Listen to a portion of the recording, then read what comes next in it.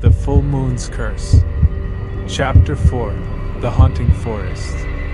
James's truck roared through the darkness, the full moon casting a ghostly glow over the endless expanse of trees.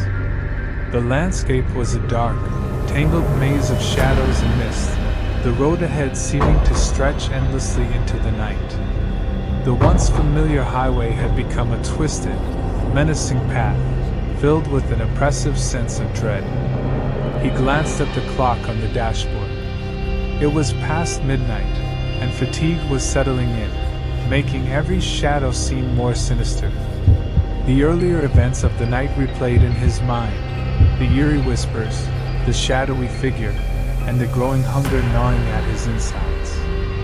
He had hoped to escape, to find some semblance of normalcy, but it seemed that the night had other plans. Suddenly, the truck's headlights flickered. James cursed under his breath and smacked the dashboard. The dimming lights made the forest around him even more impenetrable. The shadows seemed to come alive, writhing and twisting in the moonlight. The road ahead was barely visible, and the oppressive silence was broken only by the occasional creak of the truck's old engine. As he navigated the winding road, he saw it turn off up ahead, a narrow, overgrown path leading into the dense forest. It was barely noticeable, but something about it caught his attention. The path seemed to call out to him, drawing him in with a sense of foreboding curiosity. Against his better judgment, James turned onto the path. The truck lurched and groaned as it navigated the uneven terrain. The trees closed in around him, their branches clawing at the truck like skeletal fingers. The air grew colder, and the oppressive darkness seemed to press him from all sides. The path wound deeper into the forest, and James's heart pounded with a mixture of fear and anticipation. He could feel the beast within him stirring, its hunger growing stronger as the darkness enveloped him. The full moon hung high in the sky, casting eerie shadows through the trees. He suddenly saw a light up ahead, a faint, flickering glow through the trees. His curiosity piqued. He slowed the truck and crept forward, the crunch of gravel beneath the tires the only sound breaking the silence. As he approached, the light grew brighter, revealing a small clearing surrounded by dense woods. In the center of the clearing was an old, decrepit cabin, its once white paint peeling and cracked. The light came from a lantern hanging on the front porch, casting long, eerie shadows across the ground. James's breath caught in his throat as he stared at the cabin, its dilapidated appearance sending a chill down his spine. He parked the truck at the edge of the clearing and approached the cabin cautiously. The air was thick with the scent of mildew and decay. As he climbed the creaky steps to the porch, he noticed strange symbols carved into the wooden railing. They were crude, almost primitive, and seemed to pulse with a faint, otherworldly energy. The door to the cabin was ajar, swinging slowly in the breeze. James hesitated for a moment before pushing it open and stepping inside. The interior was dimly lit by the lantern, casting flickering shadows across the room. Dust motes danced in the air, and the floorboards creaked ominously under his weight. The cabin was filled with old, dusty furniture and shelves lined with strange trinkets and jars of unknown substances. The walls were adorned with faded tapestries and old, yellowed photographs. James's eyes were drawn to a large, antique mirror hanging on one wall. The glass was cracked and tarnished, but James could still make out his reflection. As he approached the mirror, a cold shiver ran down his spine. His reflection seemed off, warped and distorted, as if something sinister lurked just behind him. He turned around, but the room was empty, the shadows shifting and flickering in the dim light. A soft, mournful wail echoed through the cabin, sending a jolt of fear through James. He spun around, trying to locate the source of the sound. The wail grew louder, more insistent, and seemed to be coming from the back of the cabin. James followed the sound down a narrow hallway, his footsteps echoing eerily in the silence.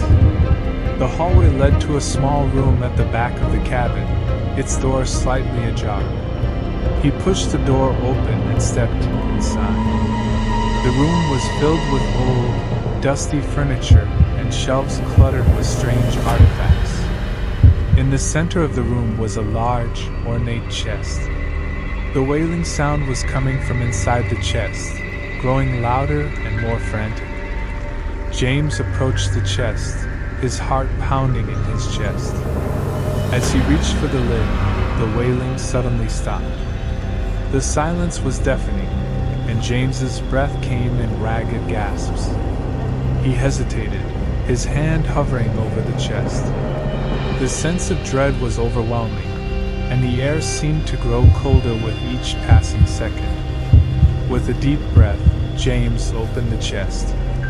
Inside, he found a pile of old, tattered blankets and a small, intricately carved wooden box. The box was adorned with strange symbols and seemed to pulse with a faint, eerie light. James picked up the box, his hands trembling. As he turned it over, he noticed a small inscription carved into the wood. The words were in a language he didn't recognize, but the meaning was clear. It was a warning. The cabin seemed to grow colder, and a chill ran down James's spine. The shadows in the room seemed to writhe and twist, and the sense of being watched grew stronger. He needed to leave, but the box seemed to call out to him, its eerie glow drawing him in. He reluctantly set the box back in the chest and closed the lid. As he turned to leave, a sudden gust of wind blew through the cabin, extinguishing the lantern. The room was plunged into darkness, and the shadows seemed to come alive, swirling and shifting around him. James stumbled back towards the door, his heart racing. The wailing sound had returned, louder and more frantic. It seemed to be coming from all around him, filling the cabin with a sense of impending doom. He had to get out, had to escape the oppressive darkness that surrounded him. As he fumbled in the dark, he heard a low growl from behind him. He spun around, but the darkness was impenetrable. The growl grew louder, more menacing, and James could feel the presence of something sinister closing in. With a final burst of adrenaline, James dashed towards the door and burst into the clearing. The night air was cold and crisp, and he gasped for breath as he climbed into the truck. The engine roared to life, and he sped away from the cabin, the sense of dread still clinging to him. The forest receded behind him, and the road seemed to stretch on endlessly. The full moon hung high in the sky, casting an eerie glow over the landscape. James's thoughts raced as he tried to make sense of what had happened. The cabin, the box, the wailing, it was all too much. He drove on, the sense of being hunted never far from his mind. The shadows in the trees seemed to follow him, and the feeling of dread was overwhelming. The night was far from over, and James knew that the horrors of the forest were only beginning. As the truck roared down the road, James's thoughts turned to the box in the cabin. What had it meant? What was the source of the wailing? The mysteries of the night seemed to swirl around him, and he knew that he was only scratching the surface of a much darker truth. The road stretched on into the night, the full moon casting its ghostly light over the landscape. James drove on, his mind a whirlwind of fear and confusion. The sense of being watched never left him, and the shadows seemed to grow darker with every passing mile. He was far from safe, and the night's horrors were far from over.